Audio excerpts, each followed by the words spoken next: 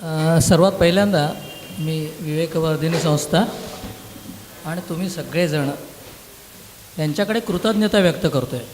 कृतज्ञता अशासाठी की आपण खूप माणसं, थोर माणसं ऐकतो, वाचतो, पाहतोसुद्धा, पण प्रत्यक्षात त्यांच्याबरोबर बोलायला मिळणं आणि त्यांचा जीवनपट समजून घेण्याचा प्रयत्न या काही थोड्या वेळात जे आपण करणार आहोत, ती संधी मला मिळाल्याबद्दल मी खूप कृतज्ञ आहे. मी त्यांचं पुस्तक अंधारातील प्रकाशवाटा वाचलं आणि एकदा नाही, दोनदा वाचलं आणि काल पुन्हा पारायण करून आलो आहे.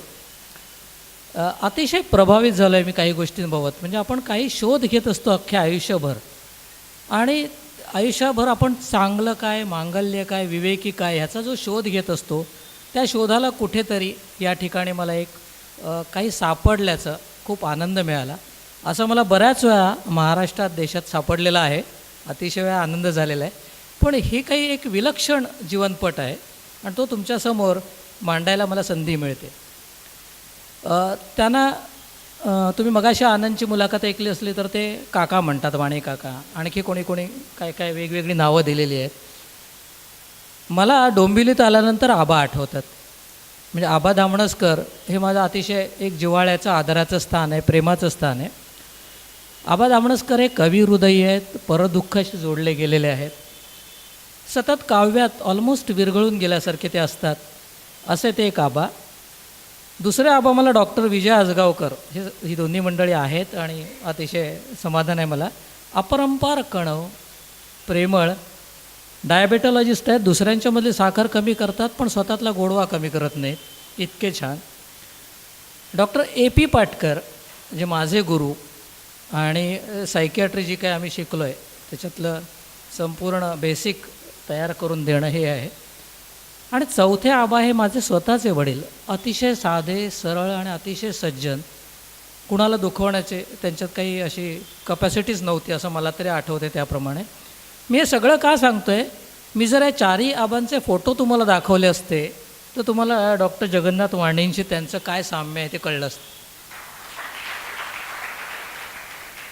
म्हणजे चार चेहऱ्यांमधली इतकी विविध वैशिष्ट्ये या माणसामध्ये एकत्र जमलेली आहेत. त्यांच्या चेहऱ्यात, त्यांच्या वागण्यात, त्यांच्या विचारांमध्ये, त्यांच्या लेखनात मलाही ही काही साम्यस्थळं दिसतात. तुम्हाला एक गंमत म्हणून सांगतो. सरस्वती जी आहे ना, ती लक्ष्मी संदर्भातले, म्हणजे धनासंदर्भातले प्रश्न सोडवू शकते, पण निव्वळ लक्ष्मी सरस्वती संदर्भातले, विद्येच्या संदर्भातले प्रश्न सोडवू शकत नाही. इथे दोन्ही एकरूप आढळतात.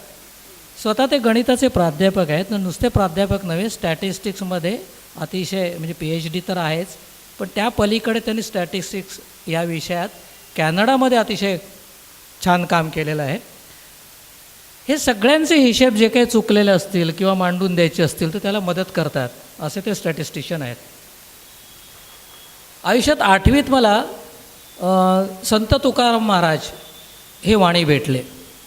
ते पण असे धन वाटणारे होते, दुष्काळात निष्कांचन झाले आणि सगळं केलं. इथे विचारधन ही जी संपत्ती आहे ती वाटणारे दुसरे वाणी मला आयुष्याच्या 60नंतर भेटले. मी तुम्हाला एक गणित देणार आहे, ते गणित तुम्ही करत बसायचे. $40 लाख ही मदत त्यांनी भारतासाठी, भारतातल्या सगळ्या सामाजिक कार्यासाठी आजपर्यंत उभी केलेली आहे. 40 लाख गुणिले आजचा 65 का 66 रुपयाचा रेट. आणि हे सगळं करताना कार्यकर्ते हेरायचे, कामं पाहायची स्वतः जाऊन, आणि त्यानंतर त्यांच्या अडचणी नीट कशा समजून घ्यायच्या, नीट त्याला काय मदत करून द्यायची, ती संस्था उभारून द्यायची, तिचं कार्य चालू ठेवायला मदत करायची. नुसती धनाची मदत नव्हे, तर त्यांच्या सगळ्या कष्टाची, त्यांच्या वेळेची, त्यांच्या ज्ञानाची अशी सगळी देणगी त्यांनी दिलेली आहे.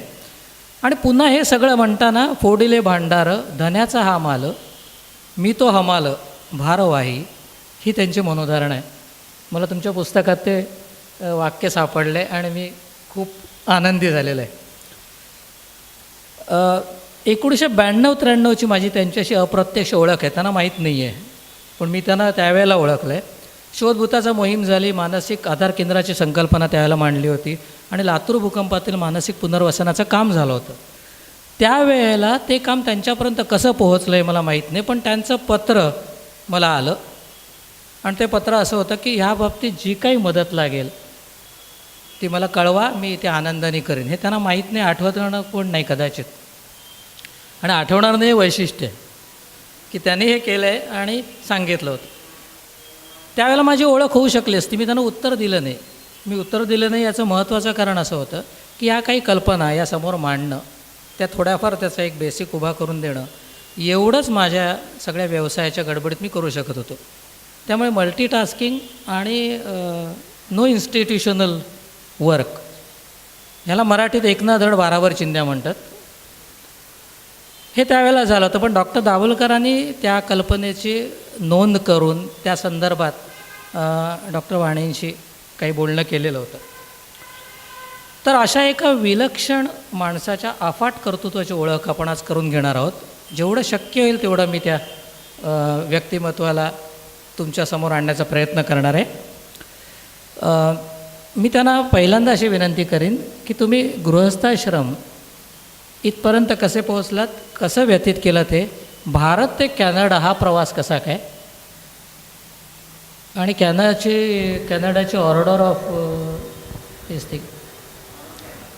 ऑफ कॅनडा ही जी सर्वोच्च किताब आहे, इथपर्यंतचा हा विलक्षण प्रवास आहे, त्याबद्दल आम्हाला थोडकं काही सांगा.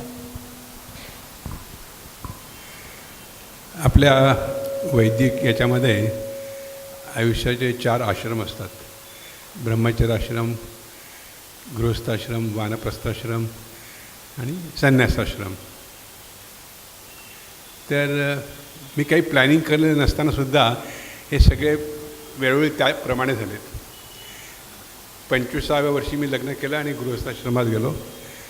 50व्या वर्षी मी महाराष्ट्र सेवा समितीची स्थापना केली आणि वानप्रस्थाश्रम सुरू झाला. आणि 75व्या वर्षी मी सगळ्या पदांचा राजीनामा देऊन मुक्त झालो. आता मुक्त झालं असं म्हणतो मी, पण लोक काय मला मुक्त होऊ देत नाही आहेत. तर हे जे सगळं आहे हे सगळं आपोआप घडलं आहे. मी त्याच्यात काही खास प्रयत्न केला असं नाही आहे. आता कॅनडात मी गेलो ते सुद्धा असं मी काही ठरवलं नव्हतं मला परदेशात जायचं वगैरे. पण आमचे एक मित्र आहेत GP पाटील म्हणून, त्यांनी मला 61 डिसेंबरात पत्र पाठवलं की मी आता मॅकगिल विद्यापीठात असिस्टंट प्रोफेसर जॉईन झालो आहे, तर तू इथे येऊन मॅथमॅटिकल स्टडीजमध्ये PhD कर, आणि तुला जर तसं करायचं असेल तर मी तुला सगळी मदत करीन. म्हणून मी कॅनडात गेलो. म्हणजे माझं असं प्लॅनिंग काहीच नव्हतं, पण त्या एका मित्राच्या याच्यामुळे मला तिथे जायला मिळालं असं मी सांगू इच्छितो. नंतर वानप्रस्थाश्रमाची जी स्थापना आहे, वानप्रस्थाश्रम म्हणजे काय, आपण गृहस्थाश्रमाच्या पलीकडे जाऊन आपला कुटुंब जे आहे ते जास्त वाढवायचं, आणि सगळा समाज आहे तोच आपला ते कुटुंब आहे, हा झाला वानप्रस्थाश्रम. आणि म्हणून त्यावेळेस मी महाराष्ट्र सेवा समितीची स्थापना केली. त्या स्थापना करण्यामागे उद्देश असा होता की मी जेव्हा कॅनडात गेलो तेव्हा माझं MSc पर्यंत शिक्षण झालेलं होतं, आणि ते त्या शिक्षणाचा उपयोग कॅनडा सरकारला, म्हणजे कॅनडाला कुठल्याही प्रकारे खर्च न करायला झाला. त्यामुळे मी आणि कॅनडा सरकारसुद्धा भारताचं काही देणं लागतो या भावनेतनं आम्ही ती महाराष्ट्र सेवा समिती स्थापन केली होती. मग मी आणि आणखी माझे 2-4 मित्र आम्ही ते सुरू केली. तेव्हा काय असं वाटलं नव्हतं काय मी $4 मिलियन किंवा $7 मिलियन जमा करीन. अपेक्षा होती की आपले मराठी लोक काय देऊन देणार, 10,000 5,000 वार्षिक, म्हणजे खूप झालं. पण जसं मला माहिती मिळत गेली आणि ज्या काय त्याला म्हणतात सरकारी योजना होत्या ज्याच्यामधनं मॅचिंग फंड्स मिळायचे, म्हणजे आमचं प्रांतिक सरकार एकास एक देणार. म्हणजे आम्ही समजा एखादा प्रोजेक्ट सबमिट केला आणि त्याने तो मान्य केला तर ते आमचा समजा $1000चा जो आमची हे गुंतवणूक असेल तर ते सरकार आम्हाला $1000 मॅचिंग देणार एकास एक. नंतर त्याच्यावरती कॅनडा सरकार म्हणजे मध्यवर्ती सरकार 3:1 म्हणजे त्या 2चे आणखीन 6 असे 8 पट मदत ती होऊ शकत होती. आणि याच्यातनं मग त्यामुळे हे आमचे खूप बरोबर प्रोजेक्ट मंजूर होऊ शकलेत. पण आता सुदैवाने म्हणा किंवा दुर्दैवाने म्हणा कॅनडा सरकारने ही मदत बंद केली भारताकरता. कारण असं ते म्हणतात तुम्ही चंद्रावरती यान पाठवतात, मंगळावरती यान पाठवतात, तर तुम्हाला तुम्ही काही आफ्रिकेसारखे दरिद्र्यात नाही आहात म्हणून त्यांनी ते बंद केलं आहे. म्हणजे आमचा शेवटला जो प्रोजेक्ट आहे धुळ्याला तोच एक सगळ्यात मोठा प्रोजेक्ट होता $8 लाख. तर एनिवे त्यामुळे आता कॅनडा सरकारची जी मदत होती ती बंद झाली आहे. आणि असंच मी निवृत्त झाल्यामुळे माझं मी काही त्यात फार भाग घेऊ शकत नाही. पण अशा प्रकारे ते 7 मिलियनपर्यंत आम्ही बदल मारली. म्हणजे 4 मिलियन आमचे 75व्या वर्षापर्यंत होते आणि आतापर्यंत 7 मिलियन झाले. तर अशा प्रकारे मी त्या 4 आश्रमातून प्रवेश केला, म्हणजे प्रगती केली. आणि आता निवृत्त होऊन फिरतो इकडे तिकडे. मला असं वाटत नाही की 100पर्यंत तुम्ही निवृत्तीचा काही विचार करू शकाल. 100पर्यंत तुम्ही निवृत्तीचा विचार करू शकाल असं मला वाटत नाही. हे बोलायला 100पर्यंत आयुष्य मला भीती वाटते. एक 85पर्यंत बस झालं. पुढे काय म्हणजे गात्र गलित असं हे जीवन जगण्यापेक्षा कुटुंब, पत्नी, कन्या, पुत्र या संदर्भात त्यांना काही वेगवेगळे अनुभव आलेले आहेत. त्यांचे जे कौटुंबिक आपण जर पाहिलं तर त्या पुस्तकात तर आपल्या डोळ्यात पाणी उभं राहतं की एवढं प्रचंड दुःख घरात उभं असताना संपूर्णपणे आपल्या सहधर्मचारिणीबरोबर सतत राहणं, सतत मदत करणं आणि पूर्ण मानसिक आधार देणं ही एक प्रचंड दुःख व्यक्त करणारी आहे आणि त्याचबरोबर अतिशय इन्स्पिरेशन देणारी आहे. जेव्हा मी आजूबाजूला कुटुंब व्यवस्था कोसळताना पाहतो आहे अशा वेळेला ही काही उदाहरणं म्हणजे आजकाल मी ओपीडीत पाहतो तर मला असं लक्षात येतं की 2 ते 3 महिने नाही झालेत लग्नाला तर मंडळी येतात आणि म्हणतात की मला असं वाटतं की बस झालं आहे सहजीवन, यात काही फारसा अर्थ नाही. ती जी कमिटमेंट होती आपल्या विवाहांमध्ये आपल्याला आढळून आलेली ती कमिटमेंट त्यांनी जी एक पूर्णपणे पाळलेली आहे ते मला थोडंसं त्यांच्या शब्दातून जाणवलं पाहिजे. म्हणून मी विशेष माहिती मी देत नाही आहे, ते सांगतील. आणि त्यातून पुढे त्यांच्या कामाचाही एक स्रोत आपल्याला दिसून येतो. मी माझं जे लग्न झालं त्याची पण एक कहाणी आहे. तर मी मराठी 3रीत म्हणजे 10 वर्षाचा असण्यापासून मला मुली सांगून येत होत्या. टाळ्या. आणि हे साधं 11वीपर्यंत चालू होतं.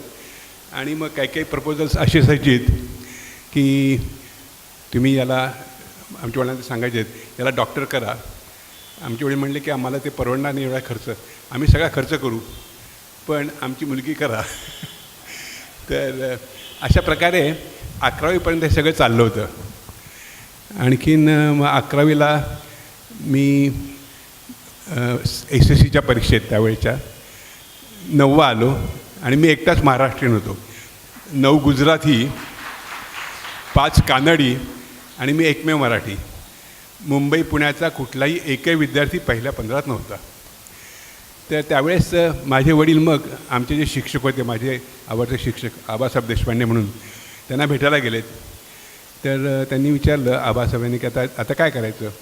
तेव्हा आता जगन्नाथचं लग्न करायचं म्हणाले. तर आबासाहेब म्हणाले लग्न काय सगळ्यांचीच होतात म्हणाले, पण SSCमध्ये सगळ्यांना काही असं यश मिळत नाही, तर मी याला शिकू द्या आणि नंतर मग निदान ग्रॅज्युएट तरी उद्या मग लग्न करा. त्यामुळे मग ती सगळी प्रपोजल्स थांबलीत आणि 4 वर्ष सगळं निवांत होतं.